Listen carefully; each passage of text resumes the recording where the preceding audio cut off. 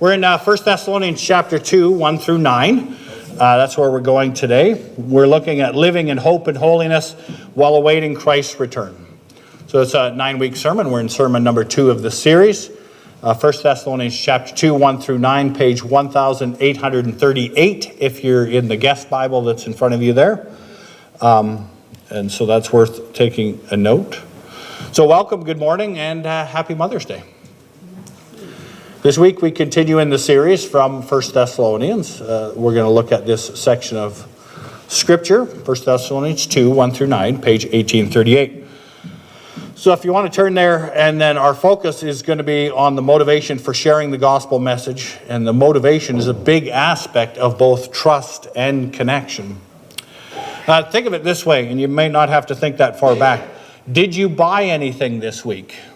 Yes. Maybe for Mother's Day. That's what I was hoping for. Maybe a Mother's Day gift or a card or something like that. Did you buy something for a place that had a salesperson or someone at the door who was trying to sign you up for something? I went into Canadian Tire and there wasn't a pushy person there. It was surprising to me because I was really going to nail onto that for the illustration, but they were taking a break, I guess. Maybe the push was to decide something over by phone or email. But you know what I mean. You're trying to make a decision, or somebody's encouraging you to make a decision, and you might wonder what's up or why they're doing what they're doing. So my question is, do you like pushy salespeople? Is it like low irritation, medium irritation? Is it one of those things that really gets under your skin? Pushy salespeople, especially scammers, which we've talked about, people that try to deceive you into something, and it's not good.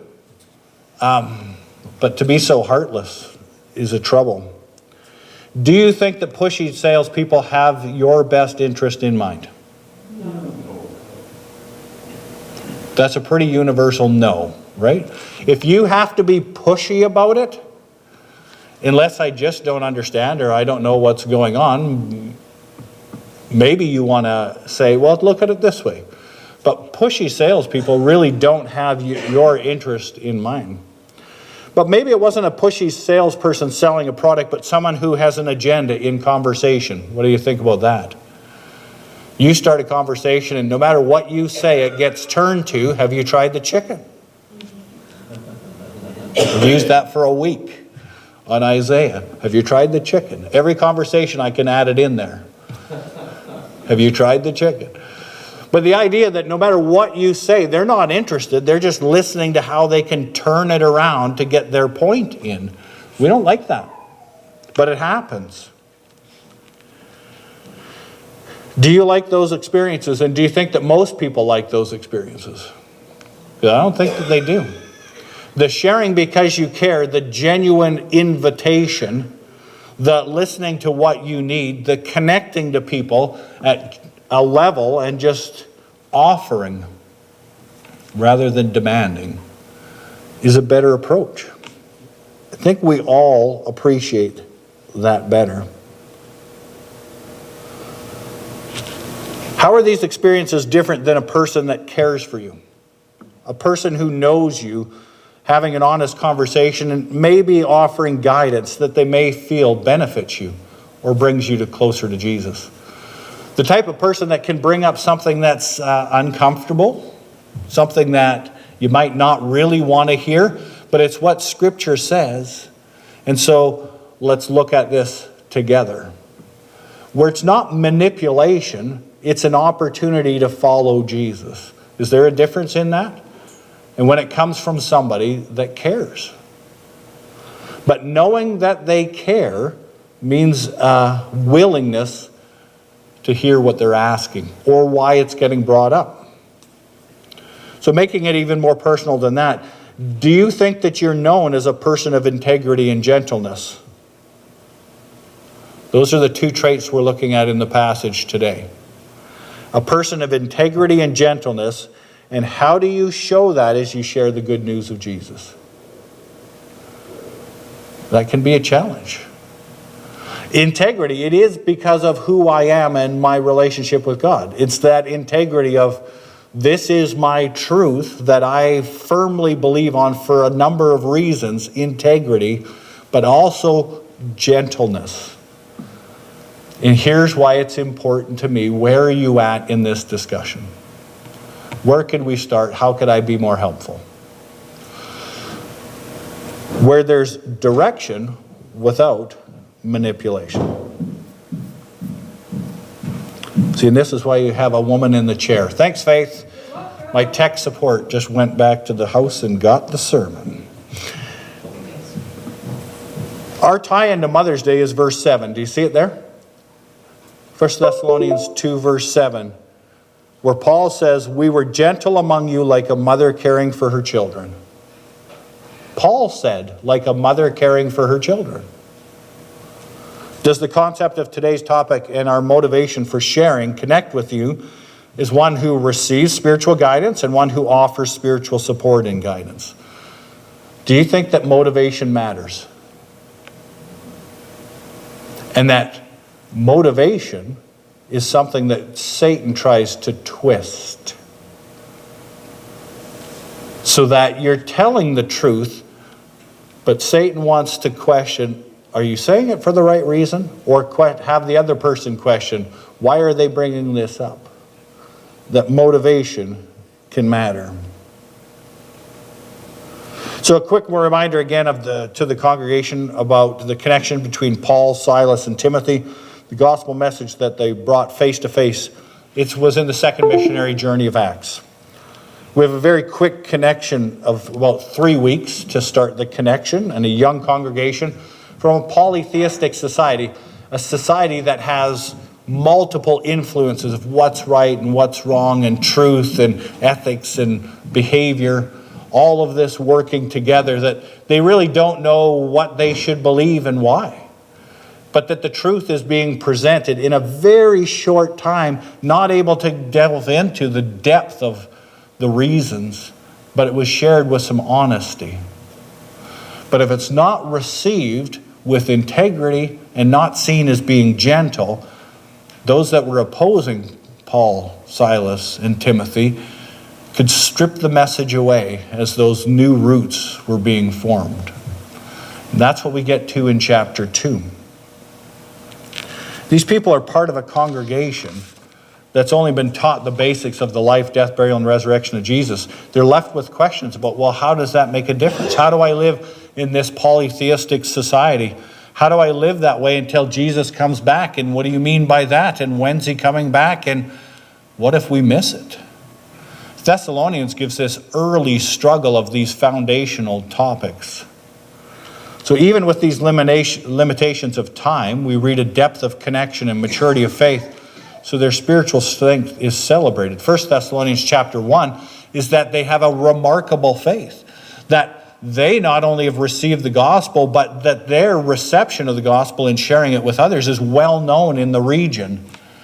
And he remarks on it, you did very well about paying attention and picking it up and taking it on, even though it meant that they got kicked out of town.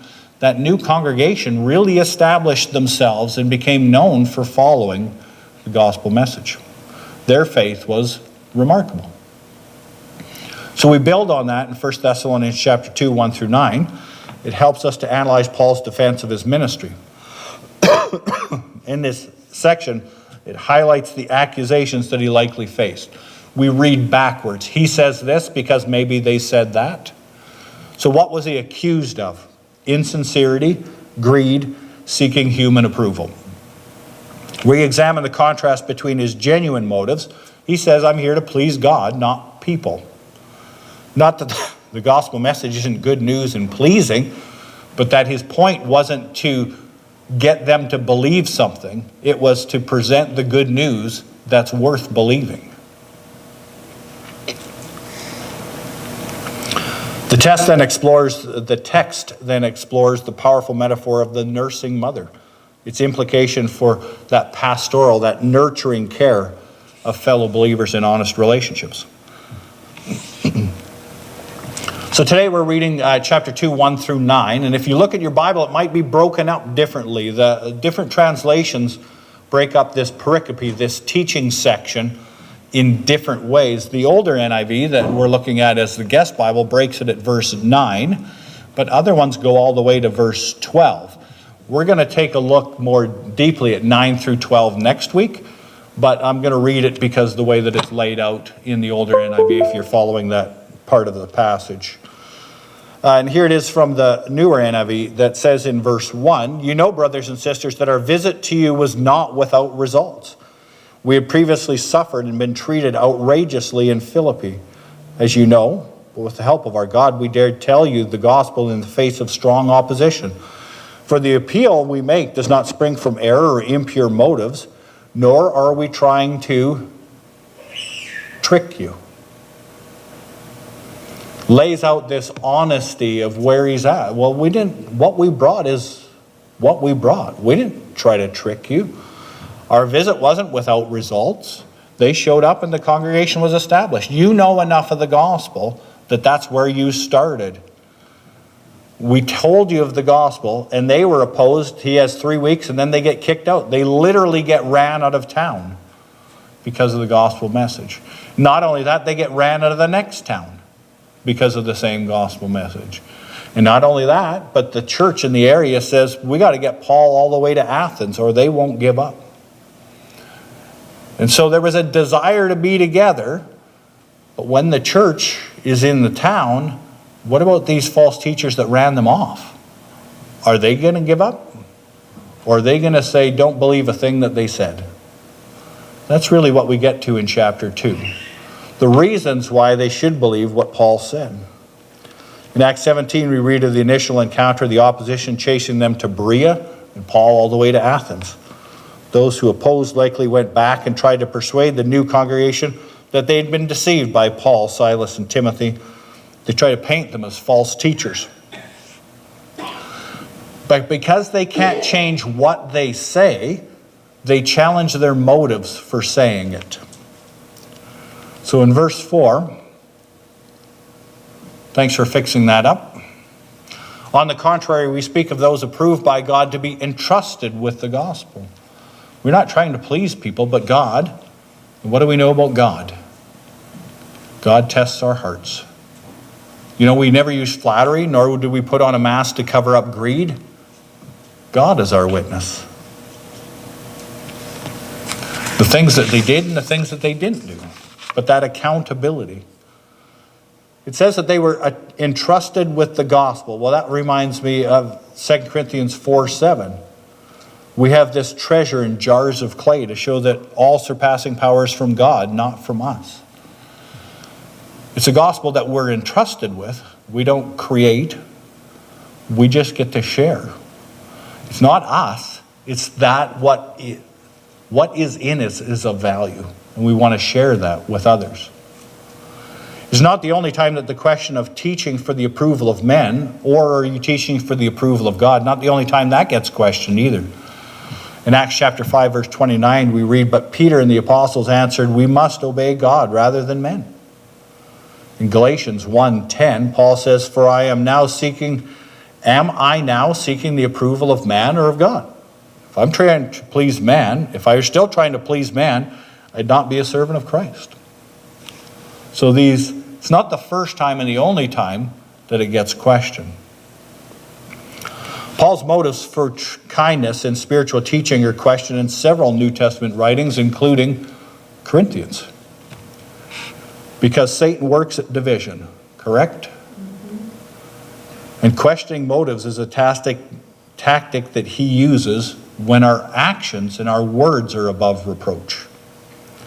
So he digs in. Because the thoughts are true, the attack is, but why did they do good? Make sense?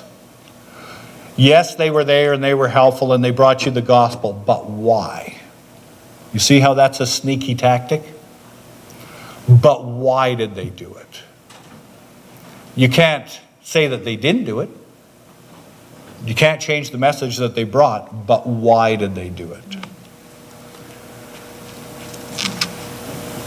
If you haven't had your good deeds and your lifestyle questioned, it might be coming. Right? It's just part of sharing the gospel. So Paul gets to the point in verse 6. We are not looking for praise from people, nor from you or anyone else. Even though as an apostle of Christ, we could have asserted our authority. Instead, we were like young children. We were gentle among you. We were gentle among you. He said we could have played the apostle card. We could have set up a power play and said, well, you have to do it because I'm an apostle. Anything you learned about parenting with that technique? I would say there are times when I told you so is a good answer, but use the card sparingly. There are times when that's enough of an answer and it's move on. But if it's just parenting out of authority, out of I told you so, you're missing part of that moral development. And he says, we could have just said, we're apostles, you're not. Just do what we say. But they were gentle among them. Then we get the illustration in verse 7. Just as a nursing mother cares for her children, so we cared for you. Isn't that interesting that that's what Paul says? Like a nursing mother cares for her children, so we cared for you.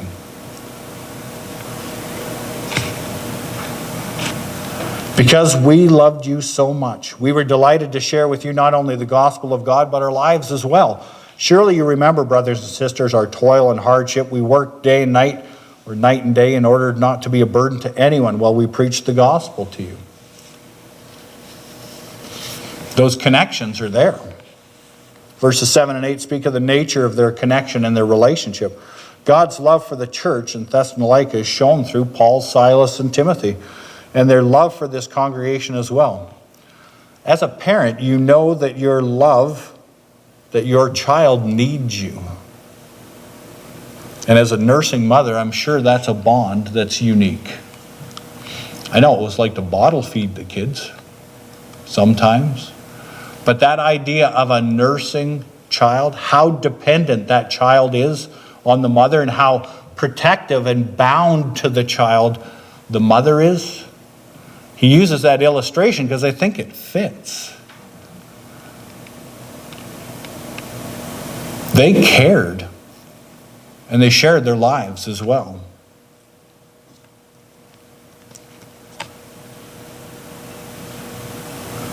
The last verse speaks of the sacrificial aspect of their action, but we're going to get to that next week. You remember that our toil and our hardships. It wasn't easy to do it this way, but it was important. The going through the toil and the hardship is a part of also what shows that the gospel message is genuine. If it's just easy, it can be seen as cheap. But they were willing to suffer for them and suffer with them. So what impacts you from this section, and how do you connect? Do you connect as one who has received the care and compassion of others as they've shared the gospel and their lives with integrity and honesty? As we teach and as we connect and as we grow and mature, do you sense that it's out of genuine, compassionate, relational motives? Are you more of a giver that's at work sharing and caring for others and their spiritual needs? And how does that metaphor and that motivation impact you? Can you still be a giver consistently with the right motive? Are you transitioning to being more of an evangelist and helper? And how does the connection of others help you move toward the role of being gentle and caring? One of the challenges is in coming to know more of the gospel is we can be more aggressive with what we know. Whereas here it was shared with integrity, it was shared with gentleness. If somebody wants to fight, we can fight. But it really does no value or little value for most people. If you just care for people and offer what we offer and show that the gospel itself is defensible and invite people into an environment of care and compassion, it makes a difference. So there's 3 reminders in today's section that I think we take home. That was their message, that was their illustration, that was their example, but the reminder for us that caring for others and sharing the gospel of message can lead to potential accusation. True?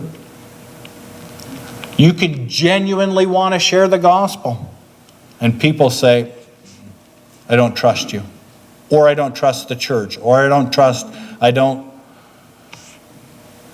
Be ready to genuinely share and have that questioned. Be ready for a question of your motives.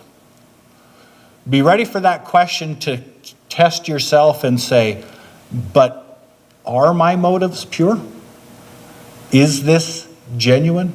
Do I do what I do because of the relationship with God? And to be assured in that, knowing that Satan is going to try to accuse against. So the third thing that we learn from this is a commitment to share. Why? Because you care. And it takes each side of that. You can care, but do you share? You can share, but is it because you care? And those 2 things going together is where the work of the Spirit can really take off and make a difference. It established this congregation and made them help them be an influence of those around them. The leadership that they received was beneficial. It really helped them mature quickly. So the application is share the gospel with integrity and gentleness. No one likes a slick salesperson. Nobody likes to be set up. Nobody likes to be manipulated. People don't like to be a project. True? As we share the good news of Jesus, the truth of his return, we do well to be characterized by sincerity, by selflessness, a genuine desire to serve God rather than seeking personal gain or approval. Motivation matters, and Satan likes to get in the way on both sides. So the giver can do it out of impure motives, and the receiver can receive out of impure motives. But when it's genuine on each side, it shows a difference. We are to embrace gentle care. As we reflect on the nurturing heart of Paul, likened to a nursing mother, we're reminded of the profound impact on mothers in our lives. Just as a mother often leads with gentleness, patience, and selfless care, we're called to embody these qualities in our interactions. So this Mother's Day, let us especially honor the mothers in our lives, those who have biologically given our birth, those that have adopted, foster mothers, spiritual mothers, all the women that nurture us, care for us out of genuine relationship. Let us also reflect on how we ourselves can cultivate a gentle spirit in our relationships. Timothy is one of the ones in Thessalonica. His story, 2 Timothy 1:5 says, I'm reminded of your sincere faith, which first lived in your grandmother Lois and your mother Eunice, and I am persuaded now lives in you as well. Timothy was taught and cared for by godly women. He now is out evangelizing because of that. And maybe that's part of the way that he shares and he cares. The third aspect to keep in mind through the week is, who's your audience? Live to please God. In your daily decisions and interactions, what's your primary motivation? Are you striving to please God above all else?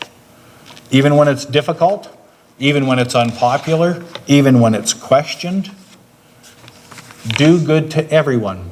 And maybe there's an opportunity to share the good news of Jesus. And if there's not opportunity, what do? Do good anyways. It's within us to do good. Not everybody's going to accept it. But it takes maintenance. It takes prep. It takes care and compassion. So the illustration from Davis and Orchards. Couldn't find one that I wanted, though. Like a diligent orchardist carefully tends to the trees. You notice how much prep work's put in a few weeks ago? There's a lot of prep work to make sure that they get as bountiful of a harvest as they can. Those orchardists are at work before the harvest, ensuring that they receive the right nourishment, the care for healthy growth and fruit. But they don't create the fruit. They just work together to help it be as fruitful as possible. Spiritual leaders are called to mature, to nurture and care for the flock with integrity and gentleness, fostering spiritual growth within the church. But here's the reality of that too. You are a leader. How do you know you're leading? Because somebody's following. We all have outreach of people that we're an influence. Somebody's following. So lead with integrity, lead with gentleness, and it makes a difference. Thank you. Thank you for your connection to Christ and to one another and the opportunities ahead to share the good news of Jesus with others this week. If God gives us this week, be at work. We are blessed to be a blessing. Next week, we continue, as I said, through 1 Thessalonians chapter 2, 8 through 12. Sharing the gospel can mean sacrificial love. Do it with the right motives. Do it with God in mind. But realize sharing the gospel can be costly. Thank you for your time and attention in God's Word.